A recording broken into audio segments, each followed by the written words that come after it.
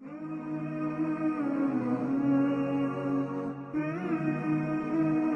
مخلوق وہ ہے کہ جو خاشات کے سائے میں جیتی ہے، پروان چڑھتی ہے، بڑھتی ہے، وہ بہائم ہیں۔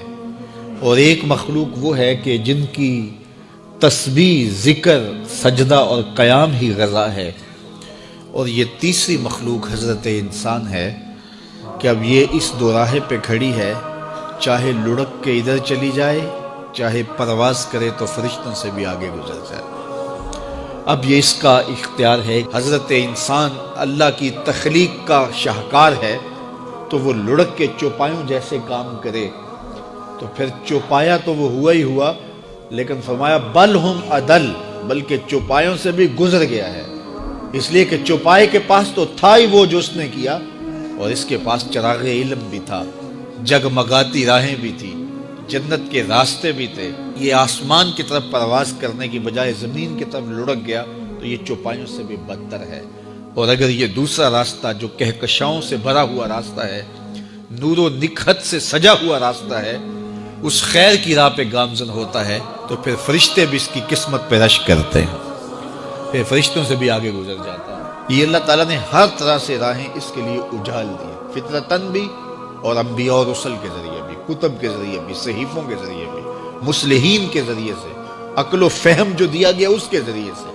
یعنی انسان کے لیے کوئی شک والی بات نہیں کہ اسے پتہ نہ ہو کہ یہ راستہ خیر کا ہے اور یہ راستہ شر کا ہے، یہ اس کو اچھی طرح آگہی دی گئی۔ جب کوئی چوری کرنے لگتا ہے، دیوار پھلانگتا ہے، اس کا دل دھڑکتا ہے، یہ اللہ تعالیٰ کی طرف سے وارننگ ہوتی ہے کہ تو غلط کام کرنے جا رہا ہے۔ جب کوئی ڈاکہ مارنے لگتا ہے، ناکہ لگا کسی کو روکتا ہے، تو اس کا دل ڈرتا ہے کہ تو جرم کر رہا ہے۔ جب بدکاری کو کرنے لگتا ہے تو اس کا دل ڈولتا ہے کہ تم غلط کام کرنے جا رہے ہو۔ جب کوئی کسی کو قتل کرنے لگتا ہے تو جب وہ مقتول پہ حملہ آور ہوتا ہے تو دل ڈولتا ہے کہ تم غلط کر رہے ہو۔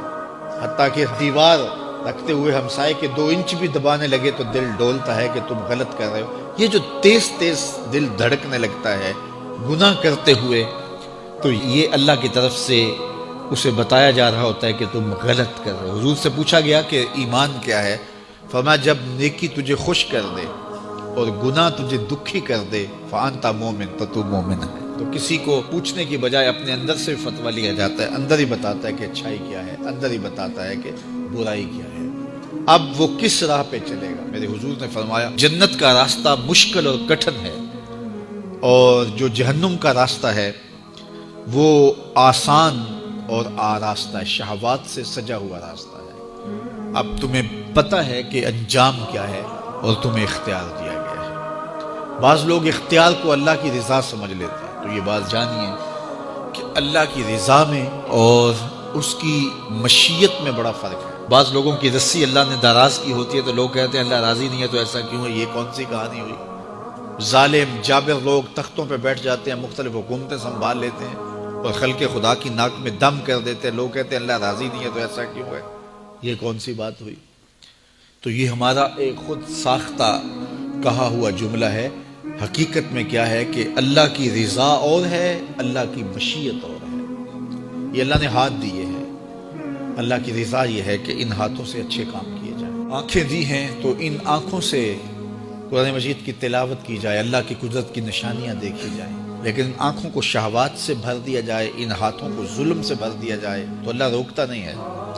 ایسا نہیں ہے کہ بندہ گالی دینے لگے تو زبان ٹیڑھی ہو جائے، ایسا نہیں ہے کہ بری نظر سے آنکھوں کی بینائی کمزور ہو جائے، ایسا نہیں ہے تھپڑ مارنے لگے تو ہاتھ رک جائے، ایسا نہیں ہے کہ وہ مے خانے کی جانب چلنے لگے تو پاؤں کی انگلیاں ٹیڑھی ہو جائیں، چلا نہ جائے، ایسا نہیں ہے۔ یہ اللہ کی مشیت ہے، اس نے قدموں میں طاقت رکھ دی، جدھر جانا چاہے جائے، اس نے اختیار بھی دیا ہے، لیکن یہ اس کا دیا گیا اختیار ہے، یہ اس کی مشیت ہے، لیکن اس کی رضا یہ ہے کہ یہ قدم اٹھیں تو مسجد کی جانب جائیں، یہ قدم اٹھے تو دکھیے کی مدد کے لیے جائیں، رزق حلال کمانے نکلیں، یہ زبان بولے تو قرآن کی تلاوت کرے، یہ لب کھلیں تو احادیث رسول کے نغمے ہوں، خیر خواہی کے کلمات ہوں، مخلوق خدا کی بہتری کی بات ہو۔ لیکن اگر کوئی گالی گلوچ دینے لگ جائے تو اس سے اللہ کی رضا نہیں۔ اللہ نے اعضاء بنا دیے اور اللہ نے انسان کو خیر و شر کی تمیز دے دی۔ اچھائی اور برائی کا پتہ دے دیا، اب اس کی مرضی ہے کہ وہ کدھر نکلتا ہے۔